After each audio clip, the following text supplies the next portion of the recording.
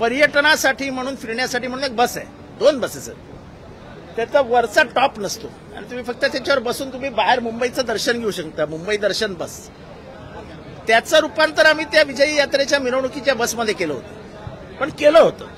मुंबईत आजही त्या बसेस अवेलेबल आहेत आणि त्याच्यातनंच अति भव्य दिव्य अशी मिरवणूक निघाली होती.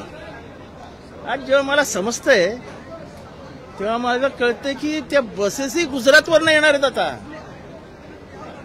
कदाचित पुढच्या काही वर्षांमध्ये आपल्यालाच गुजरातमध्ये राहावं जावं लागेल.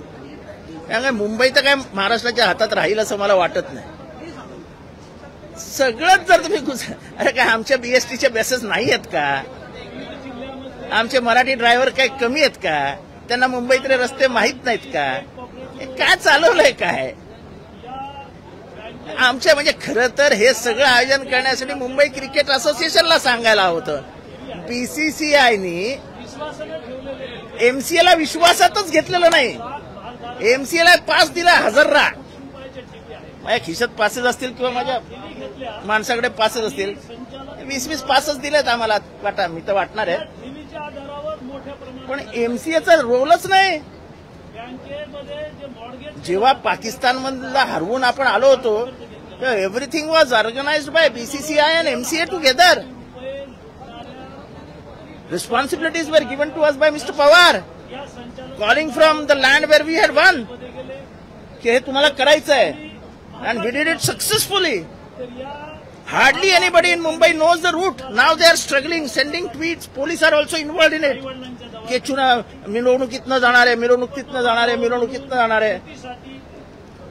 Quiet shocking. त्याला पण गुजरात पोलिसने आणले म्हणजे निशम मिळवलं. गुजरातचा सीपी, गुजरातचा डीसीपी, गुजरातचा हा, गुजरातचा तो. महाराष्ट्राची ओळखच पुसण्याचं काम सुरू झालंय.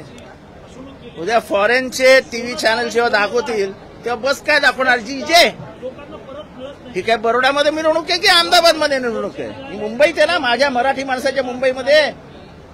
त्याला एमएचच दिसलं पाहिजे, MH01.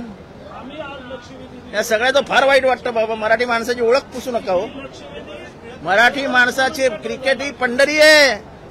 या मुंबईतनं सर्वात जास्त क्रिकेटपटू गेलेत. आता सुद्धाचा जो कॅप्टन आहे तो पहिले डोंबिवलीत राहायचा, आता बोरिवलीत राहतो आणि आता कुठेतरी त्यांनी कोट्यावधी रुपयाचा फ्लॅट घेतलाय. पण अतिशय गरीब कुटुंबात जन्मलेला रोहित शर्मा 17 वर्षानंतर आपण जिंकतोय, ह्याचा मुंबईकर म्हणून मला अभिमान आहे. पण ती बस बघितल्यानंतर मात्र मला डोळे झाकावेसे वाटते. मला माहित नाही बस मिळत नाही की एमएच हे नावच आता खुपायला लागले. महाराष्ट्र म्हटलं की खुपतंय आणि आम्हाला दुखतंय.